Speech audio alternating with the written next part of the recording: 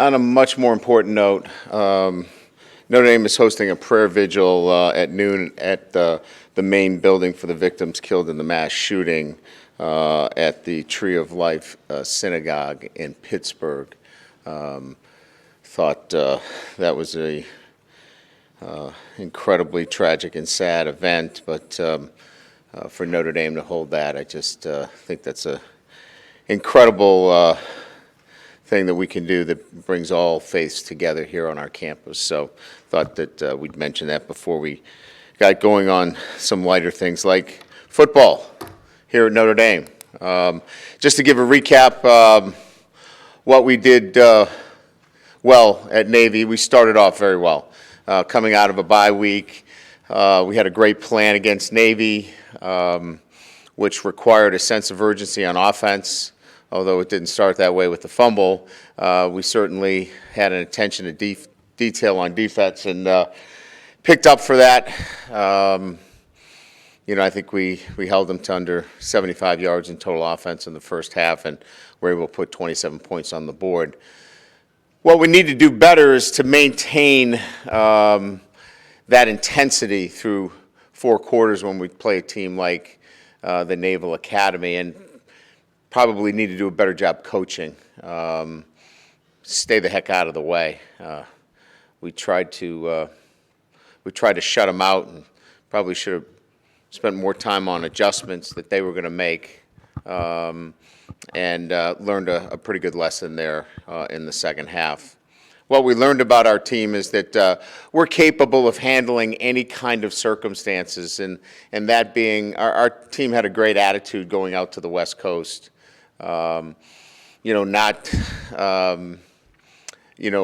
Certainly being lethargic on a West Coast swing, playing with great energy and enthusiasm, handling the elements, the preparation for Navy coming out of a bye week. I thought our kids did a great job. So they're able to handle any of the things that are going to be thrown their way.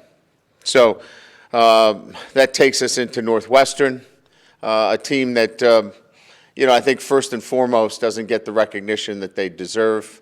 12-1 in their last 13 games in the Big Ten, I think says it all, what they've been able to accomplish over a long period of time, and that's winning in a really, really good conference. Coach Fitzgerald does a great job of getting his football team to play, and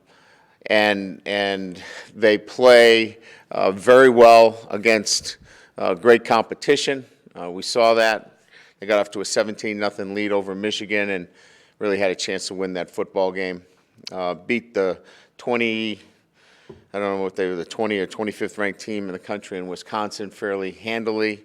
So this is a team that certainly plays to the level of the competition, and they play very well. They find ways to win on the road against Rutgers, and find a way to win late in the game against Nebraska. So this will be a great test for us going on the road, and they've got some really good players.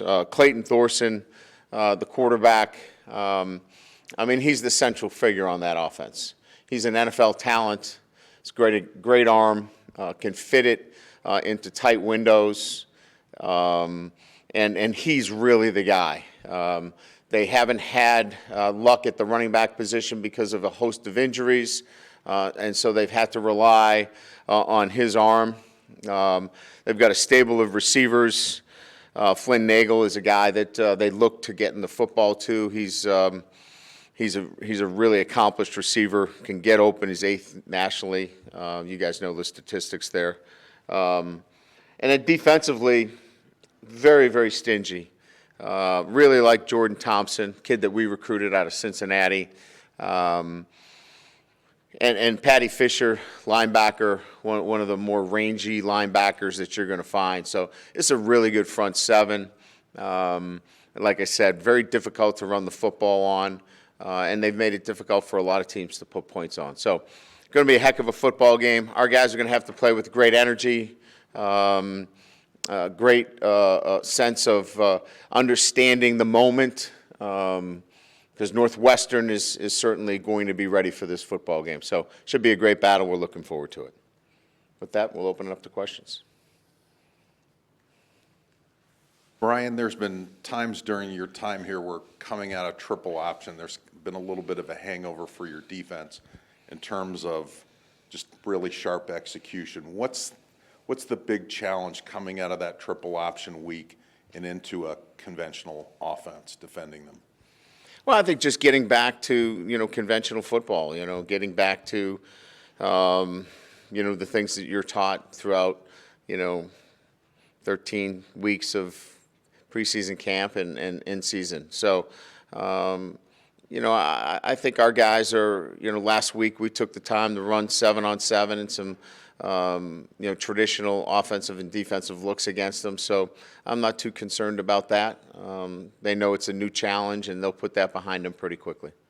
I know Saturday night there was some optimism or hope with regard with Drew Tranquil even this week. I'm curious if that optimism level is still the same, and also who do you feel like are the best fits this week if Drew isn't able to go at that buck position? No, I think there's still optimism as it relates to Drew. In terms of how we would characterize that today, he's not ready to be a full-go practice player today, but he'll be out there. He's not in a boot. He's walking. He's got a great situation, obviously, with being a graduate student, that he's got a course load that he can handle and be in rehab and get the work necessary. So, I wouldn't put him at doubtful. I put him more in the questionable, but it's a day-to-day situation. Our physicians gave him an MRI just to rule out anything, and that came back good as well. So it's just a matter of time and how he heals. But I would say that we're definitely optimistic that we can get him back. Guys that will play in that position, certainly Jordan Genmarkeith has played in that position. Drew White will get an opportunity to play there. Asmar Bilal will play in there. So there'll be a host of guys getting some work there today. And as far as Tariq Bracy, is he back in the mix for you this week? Yeah, he'll get reps as he has been as the number 2 corner to the field.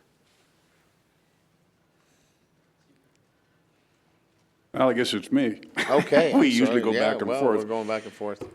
Brian, could you talk about how Julian Love has evolved into the kind of player he is, the talk that you had with him in the spring, and where he has taken that?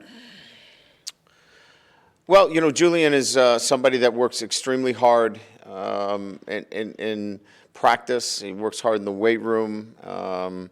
He's one of our stronger players. So I think, Julian doesn't have to be out there making, interceptions to be considered one of the top corners in the country. He's a guy that is assignment correct. He's a good tackler.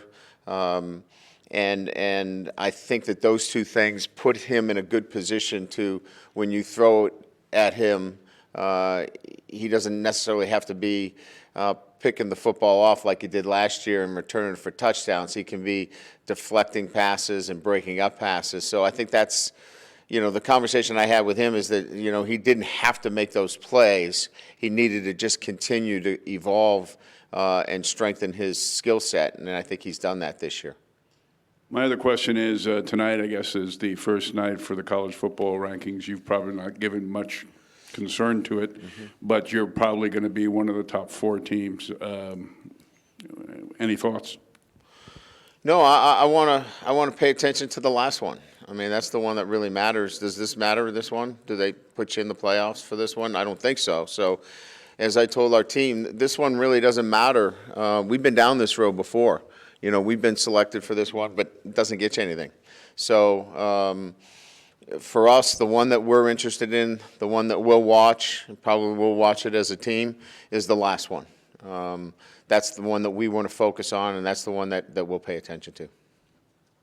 Coach, to your left, tight end production. You've had to replace Kmet, but even with them all healthy, it seems to have really good production. You've been able to rely on 2-3 tight end sets. Could you discuss your evaluation of that group through 8 games? Well, I think each one of them does some things that, certainly strengthen our offensive production. From catching the football vertically. They're long guys, and one of the frustrations that they all have is that they're getting cut tackled. And so we have to create, situations where, we've got to get them stacked with a receiver over the top of them. So if you want to come down and cut tackle them, we have an option over the top of them. They got a little frustrated in the last game. But that aside, Nick Wisher is doing a great job blocking for us. In line, doing some really good things for us. Cole Kmet as well. Alizé's catching the football for us. Not that he's not blocking. So each one of them is doing, all the jobs that are required, and we're able to take the workload off of one particular guy, and it's worked out really well for us. You guys looked like they didn't finish the game. Alizé Mack and Bo Bauer, did the latter take a shot to the head? Yeah, he got hit in the chest and lost his wind, and he scared the heck out of me because he came over to the sideline and he looked at me and he just went down. And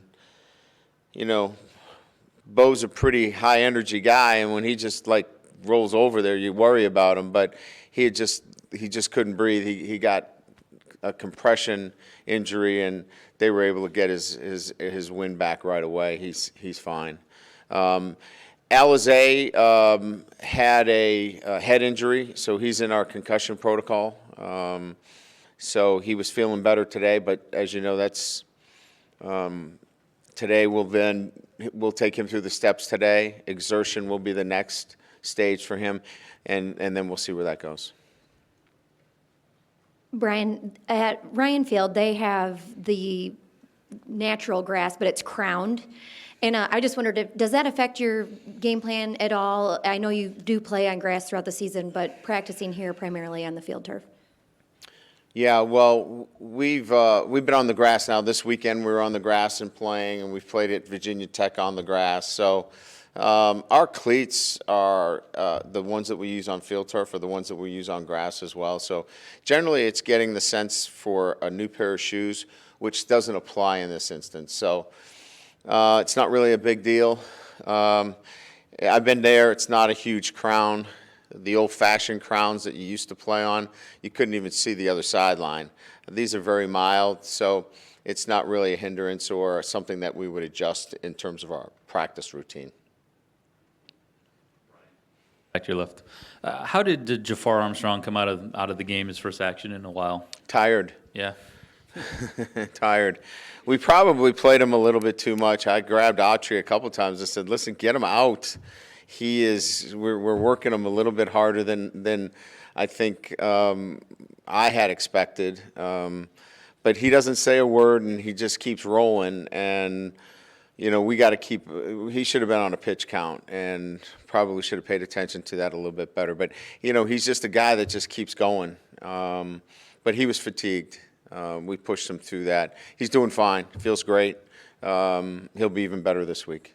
Now that Dex has kind of established himself, what does Jafar give you in your mind that's different? Like how do they complement each other? Well, obviously the passing game piece Jafar brings. He's got great hands, great awareness in the passing game, especially downfield. Just an awareness in the passing game that, Dexter's done a really good job of developing that piece, but he's not in the same league in terms of Jafar was a wide receiver. So he carries that with him. That's just an innate, natural trait. And Jafar,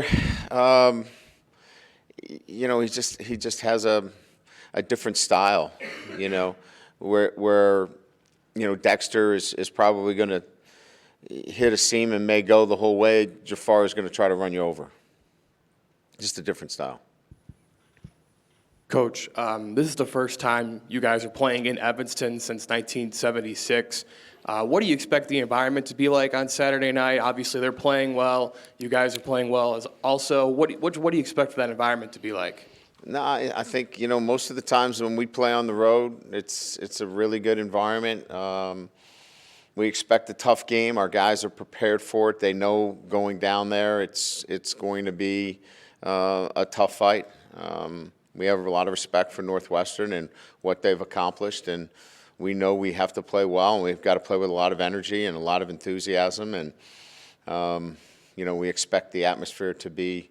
That's why they put these games on TV. They don't put them on TV because they're going to be half-full crowds and nobody cares. So they know the environment's going to be really good.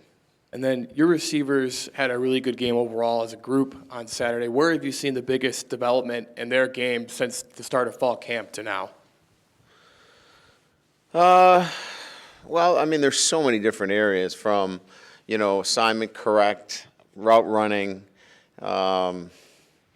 defeating man coverage. I mean, I could go on and on. I mean, we had a fourth down situation where they pressed Chris Fink in fourth down in the slot.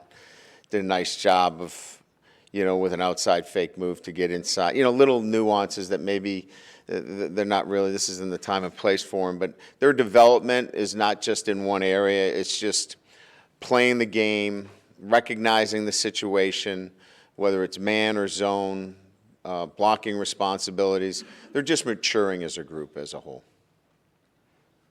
Brian, in your 9 years here, some of your most productive offenses have come in the last 2 years with Chip Long. And I know you've addressed this before, but he was a young, inexperienced offensive coordinator when you tabbed him. What were some of the factors that were involved in making that decision? The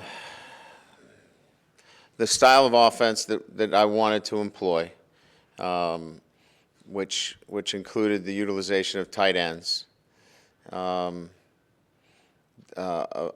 intuitive play caller, and somebody that could get us to throw the ball at a high percentage completion rate. Those things had avoided us. Now, having said all that, you have to have the pieces in place, and I thought we had an offensive line and the tight ends in place, and the wide receivers, the quarterback position had to continue to develop, and obviously we've struck a pretty good chord there with Ian Book. So I think all the pieces are in place, the system's in place, and we just need to be prepared each and every week to go out and do our job. What about the run game component there? I mean, you said something after the game about you need to be able to exert your will and run even when the opponent knows it. I mean, you're confident that Chip Long will stay with the run, even when sometimes it's not totally productive. Well, look, I mean, you're not going to run the ball in the face of adversity. You're going to run the football to, set up other things. There's certainly a time and place for everything. We're not going to abort the run game as an offense, but we're not going to, run the football into a situation where we don't feel like we have a chance to be successful. So I think my comments are that there are going to be times where we're going to have to slug it out. We're going to have to run the football, even if we're outnumbered at times, to be able to set up the other things that we want to do within the structure of the game. Yep. Coach, you especially mentioned that you wanted to see a high percentage of passes completed, and right now Ian is #1 in the country. Some might say that, well, he throws so short that anyone can throw high percentage, but if anyone can do it, everyone would be doing it. What's been his secret to being able, not secret necessarily, but just to be so efficient with spreading it out? He had 9 different receivers in the first half against Navy, and just reading everything where he can be efficient like that. Well, I mean, it still comes off of, understanding the offense and what we're doing. We had a couple of situations, and going back to what we were talking about, we had a couple of run plays on where it was cover 0, and there was one-on-one on the outside with Miles Boykin, and he throws a fade. That's a 3-foot putt for him. That's a vertical throw that ends up being a 20-yard catch when a run play was actually called along with the pass play. So his ability to understand the nuances of the offense, and you then gaining a advantage tactically, allows for high completion percentage. He knows where the leverage points are within the offense. That gives you an advantage against the defense. So he's a really smart quarterback who understands where he has an advantage against the defense, and he takes advantage of it. So it's not just in one place. It's not like I'm going to Miles or I'm going to Fink. He goes to the receiver that has a leverage position against the defense in the structure, and because he's accurate as a thrower, he then gives it to the receiver that has the best chance of being successful. That's why it goes to 9 different guys. So you add accuracy of throwing and an understanding of the offense, and that's why you have the high percentage. Did you see that as an innate quality of him when he came in, or was that really developed in your time under Chip? Well, the accuracy piece was always there. You know, he was always extremely accurate at throw. When we recruited him, he was a 70% thrower of the football. I mean, he was a high percentage thrower. He was extremely accurate. But his development took time, and certainly within this offense, his understanding of the leverage points within the offensive structure in the run and pass game is what got him to the point where he became the starter. Brian, Jackie Bradley Jr. position. Aaron Banks, how would you evaluate his performance in his first start? Solid. Yeah, he was really solid.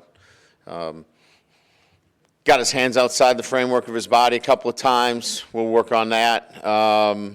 But, you know, he was physical. He moved his feet well. We were pleased with his first starting performance. You mentioned Thorson's physical attributes. He's also a 4-year starter. Yeah, What do you certainly. see from his mental part of the game that stands out on video? Well, I mean, he knows the offense extremely well, and he's not afraid to put the ball in tight windows. I mean, he'll fit some throws in there that you're just shaking your head. I mean, he'll fit it in there. But, you know, he's like anybody else. He's a guy that, you know, you got to get pressure on, you know. If you give him time to stand back there, he can really hurt you. We got to get pressure on him. And so pass rush is going to be really, really important to us on Saturday, because if you let him stand back there, he can make you look silly. Brian, building on the back here, on the pass rush, Julian, the fact that you coached his brother too, how does he compare to him in terms of his development, his growth, and his personality? Do you play off any of that with that knowledge of the family? And how much higher is his ceiling? Is he just scratching the surface? Well, there's a lot there. Let's start with brothers. They are different. Romeo, well, as a person, they're different personalities. They are both very intense competitors, but off the field, they're a little bit different. I think that as players, Romeo was a big end, where obviously he plays our drop. He's much more of a speed player for us. And I think the final part of that question would be his ceiling is not tapped. I mean, he's a guy that, you know, with another year, puts on some weight. You know, he's a guy that can do some great things. And then maybe somebody else like that, or another couple players in terms of in-season growth that you're pleased with, maybe somebody from special teams coverage or return who we don't talk about much. Well, you know, I think that we've talked about a couple of guys. I think Eric asked a couple of guys that I've kind of pointed out to you that have done a nice job for us. You know, I can't think of anybody else I think Ovia Gofu is coming along very nicely. We see him growing physically. He's up to about 230 pounds. He's starting to look like a Julian Okoro in terms of his body and size. It's kind of what we were hoping for. He really made an impact last week in terms of his just physicality. So there's some more guys that are starting to pop a little bit for us that are getting bigger and stronger in the weight room. Luke Jones is starting to fill out. His body is starting to change. So there'll be more of those guys as they go through our, training program, as they continue to grow. And we're excited. There's a lot of young guys that you can start to see they're changing their bodies. Brian here. You talked about this briefly on Saturday, but Drew White, why he was a good fit last week, and at what point in the season did you start to think that he might be a good fit for that kind of style? Yeah, he was down. He was down on the defensive scout team, and I was impressed with him. He put together a good month of work down there, where he was instinctive, fast, physical, and so I pulled him off there and gave him to Polian, and we put him on special teams, and then he showed on special teams. So this was something that has been kind of percolating, and he's been emerging. And it starts generally if I see you in that fashion on scout team, you got a chance to make an impact there, and then I'll move you into a special teams position, and then he moved up from there. The position was such that because there wasn't a lot of other responsibilities other than, dive to QB, it was perfect for him to kind of get his feet wet. He didn't have to worry about curl responsibilities or first back out or wheel routes and things of that nature. So it was our first glimpse of him, allowing him to go in there and just play football.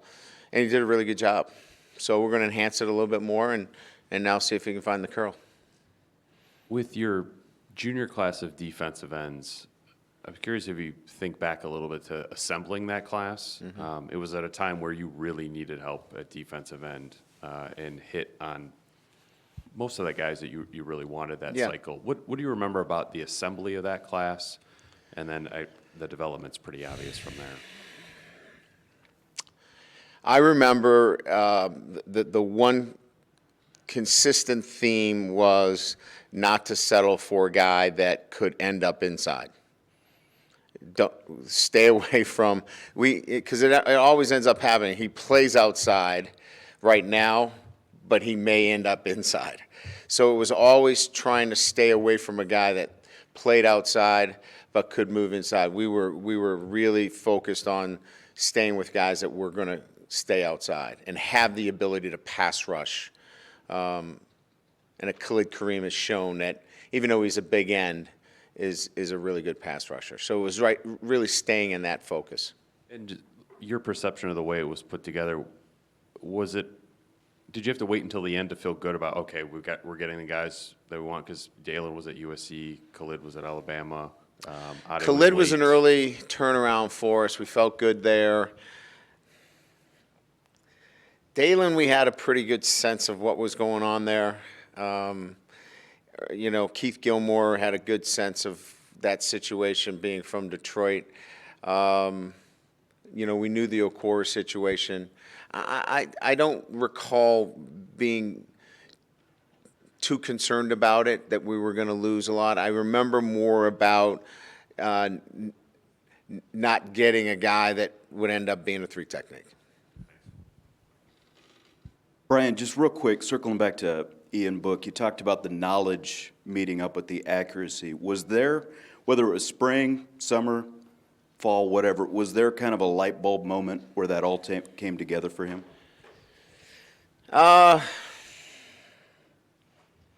He made some mistakes like every quarterback does, and he stopped making them. You think that,